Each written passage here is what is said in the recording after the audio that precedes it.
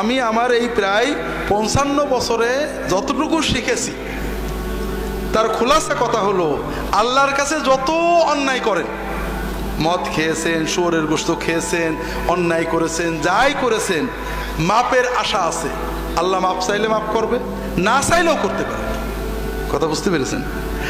আর একটা গুনাহ আল্লাহ মাপ না চাইলে মাপ করবে না, তওবা পুরো করলে সেটা হলো শিরকের গুনাহ। আর একটা গুনাহ আল্লাহ মাপ চাইলেও পুরো মাপ করবে না, সেটা হলো বান্দার হক, মানুষের ক্ষতি করেছেন। কথা বুঝতে পেরেছেন?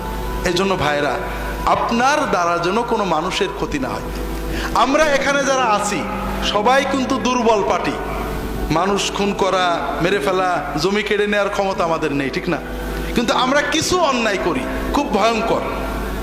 তার ভিতরে একটা হলো গীবত করি। কি করি? গীবত সত্য কথা না মিথ্যা কথা? আমি মাঝে মাঝে প্রশ্ন করি ঠকানোর জন্য, এটাও কিন্তু সেই জন্য। গীবত আসলে শতভাগ সত্য কথা, মিথ্যা হলে সেটা গীবত থাকে না, সেটার নাম হলো অপবাদ। মিথ্যা হলো অপবাদ। আল্লাহ রসুল সাল্লাল্লাহু আলাইহি ওয়াসাল্লাম বলছেন, আতাদরুন আমাল গীবা? قالوا الله ورسوله أعلم قال ذكرك أخاك بما يكره قالوا يا رسول الله رأيت إن كان في أخي ما أقول قال إن كان في أخيك ما تقول فقد اغتبت وإن لم يكن فيه ما تقول فقد بهت أو كما قال صلى الله عليه وسلم। রাসূলুল্লাহ সাল্লাল্লাহু আলাইহি ওয়াসাল্লাম সাহাবীদের বলছেন, তোমরা জানো গীবত কি? তারা বললেন, আল্লাহ এবং তার রাসূল ভালো জানেন। রাসূলুল্লাহ সাল্লাল্লাহু আলাইহি ওয়াসাল্লাম বললেন, তোমার ভাই সম্পর্কে তার গাইবাতে, গীবতে, তার অনুপস্থিত অবস্থায় এমন কথা বলবে যে এটা শুনলে তার মন খারাপ হবে। সাহাবীরা প্রশ্ন করলেন যে ইয়া রাসূলুল্লাহ, এইরকম জিনিস যদি তার সত্যিই থাকে? রাসূলুল্লাহ সাল্লাল্লাহু আলাইহি ওয়াসাল্লাম বললেন, যদি সত্যই এরকম জিনিস থাকে তাহলে সেটা গীবত, আর যদি মিথ্যা বলো সেটা অপবাদ। তাহলে গীবত হওয়ার জন্য দুটো জিনিস শর্ত, একটা হলো সত্য হতে হবে, আর একটা এমন কথা যেটা তার পিছনে বললে সে শুনলে তার খারাপ লাগবে, কষ্ট পাবে। কথা বুঝতে পেরেছেন? আর অপবাদের কথা একটু পরে যাচ্ছি। আল্লাহ রসুল সাল্লাল্লাহু আলাইহি ওয়াসাল্লাম বসে আছেন, তার পাশে তার স্ত্রী আয়েশা রাদিয়াল্লাহু তাআলা আনহা বসে আছেন। এমন সময় আর এক স্ত্রী সফিয়া রাদিয়াল্লাহু তাআলা আনহা তার কাছে এসেছেন, কয়েকটা কথা বলে তিনি চলে গেছেন। আয়েশা রাদিয়াল্লাহু তাআলা আনহা বলছেন, ইয়া রাসূলুল্লাহ হাসবুকা মিন সফিয়া কাযা ওয়া কাযা। তা আয়েশা রাদিয়াল্লাহু তাআলা বলছেন যে ইয়া রাসূলুল্লাহ, আপনার স্ত্রী সফিয়া, তার তো এই ত্রুটি আছে। কথা বোঝেননি? কথা বুঝতে পেরেছেন? আয়েশা সত্য বললেন না মিথ্যা বললেন? সত্য বললেন। সফিয়া চলে যাওয়ার পরে আয়েশা একটা সফিয়ার সত্য দোষের কথা বললেন যে আপনার স্ত্রী সফিয়ার এই দোষ আছে।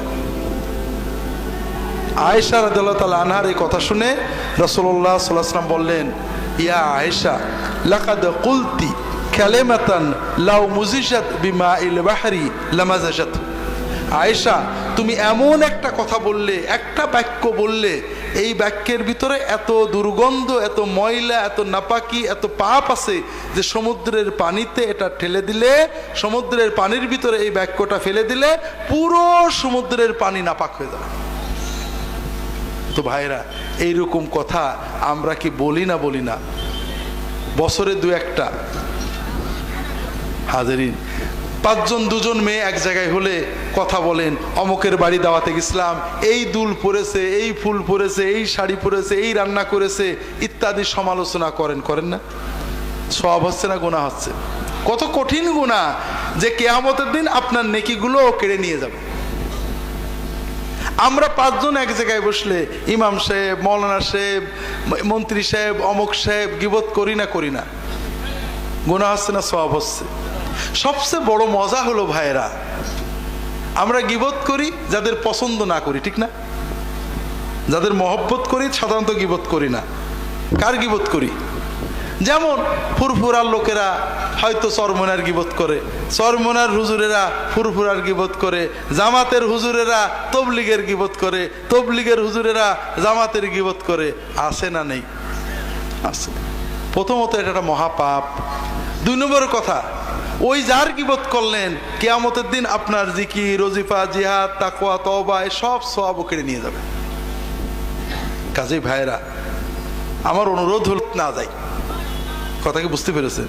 মদের পাপের তওবা সহজ, গীবতের পাপের তওবা সহজ না।